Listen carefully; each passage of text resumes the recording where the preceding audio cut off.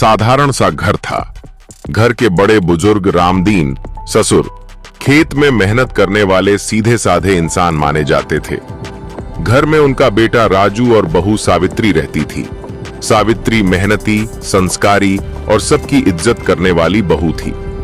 एक दिन रामदीन खेत से अचानक घर लौटे। बहू सावित्री स्नान कर रही थी। दरवाजा ठीक से बंद नहीं था।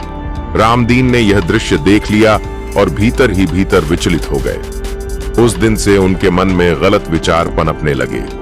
दिन बीतते गए। एक रात रामदीन ने गांव की चौपाल पर दोस्तों संग शराब पी। नशे में चूर होकर जब घर लौटे तो उनका मन बहू की ओर खिंच गया। उन्होंने हिम्मत जुटाई और सावित्री के कमरे में घुस गए। सावित्री नाइटी पहने बिस्तर पर बैठी थी। अचानक ससुर का हाथ पकड़कर वह चौंक गई। रामदीन ने डगमगाती आवाज में कहा, तू कितनी सुंदर है, आज तेरे बिना रहा नहीं जाता।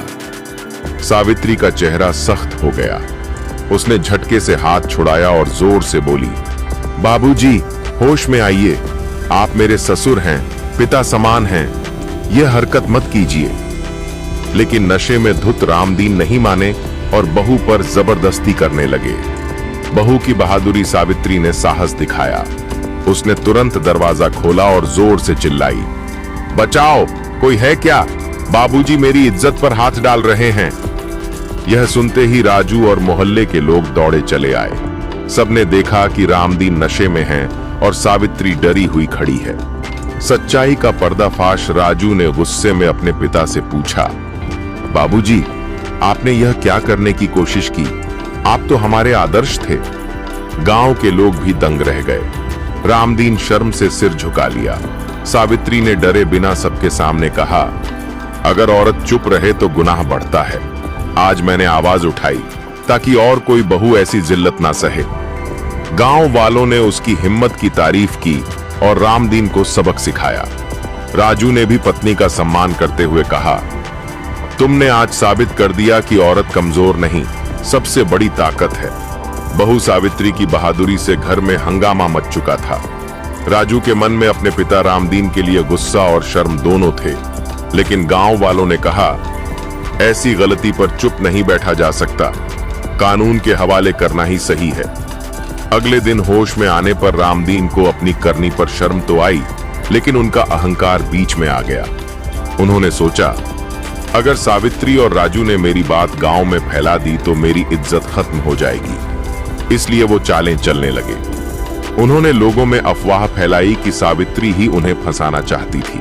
कुछ पुराने दोस्त उनके साथ खड़े हो गए और बोले, बहू पर तो शक है, औरतें ऐसे ही झूठा इल्जाम लगा देती हैं। अब हालात सावित्री के लिए और कठिन हो गए। समाज का एक हिस्सा उस पर शक करने लगा। सावित्री टूट तो गई थी, लेकिन राजू ने उसका साथ नहीं छोड़ा। राजू बोला, तुम्हारे सच के सामने बाबूजी की झूठी चालें टिक नहीं सकती। हम इंसाफ की लड़ाई लड़ेंगे।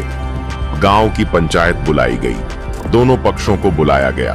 रामदीन ने रो रो कर सफाई दी, मैंने कुछ नहीं किया, ये मेरी बहू का षड्यंत्र है। लेकिन सावित्री ने पूरे साहस के साथ सच बयान किया। उसने कहा, मैं अपनी इज्जत को दांव पर लगाकर झूठ क्यों बोलूंगी? अगर मैं डरती तो उस रात आवाज ही ना उठाती। सावित्री की बातों ने बहुतों को सोचने पर मजबूर कर दिया। उसी समय मोहल्ले की एक और औरत ने गवाही दी, मैंने भी उस रात सावित्री की चीख सुनी थी और बाबूजी को नशे में लड़खड़ाते देखा था। यह सुनकर पंचायत का झुकाव सावित्री की तरफ हो गया। पंचायत ने फैसला सुनाया। रामदीन को घर से अलग कर दिया गया। उन्हें सार्वजनिक रूप से माफी मांगनी पड़ी। गांव में यह संदेश दिया गया कि चाहे कितना भी बड़ा बुजुर्ग क्यों ना हो, अगर औरत की इज्जत से खिलवाड़ करेगा तो उसे सजा मिलेगी। सावित्री ने सिर ऊंचा करके कहा, आज मैंने साबित कर दिया कि सच्चाई की राह मुश्किल होती है, लेकिन जीत हमेशा सच की होती है।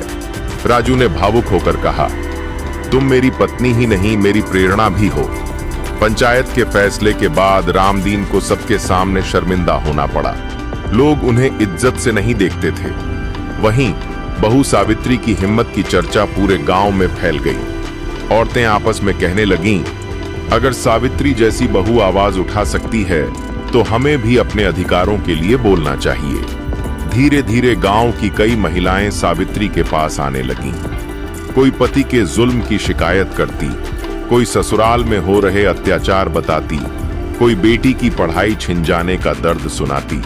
सावित्री हर औरत को यही कहती, डरना मत, गलत का विरोध करना ही सबसे बड़ी जीत है। रामदीन अब अकेले हो गए थे। बेटा और बहू उनसे दूर रहते थे। गांव में कोई उनसे मेल जोल नहीं रखता था। एक दिन उन्होंने सावित्री से कहा, बिटिया, मैंने बहुत बड़ी गलती की। तुम्हें बेटी मानना चाहिए था, लेकिन पाप कर बैठा। मुझे माफ कर दो। सावित्री ने आंसू भरी आंखों से जवाब दिया, माफ करना इंसानियत है बाबूजी, लेकिन भरोसा टूटा है, वह फिर नहीं जुड़ सकता। आपकी गलती ने मुझे औरतों के लिए लड़ने की हिम्मत दी, इसी को मैं भगवान की मर्जी मानती हूँ। हेलो दोस्तों, वीडियो अच्छे लगे तो लाइक और गांव की महिलाओं के लिए प्रेरणा बनी। वीडियो जल्द से जल्द पंचायत ने उसे महिला सुरक्षा समिति का प्रमुख बनाया।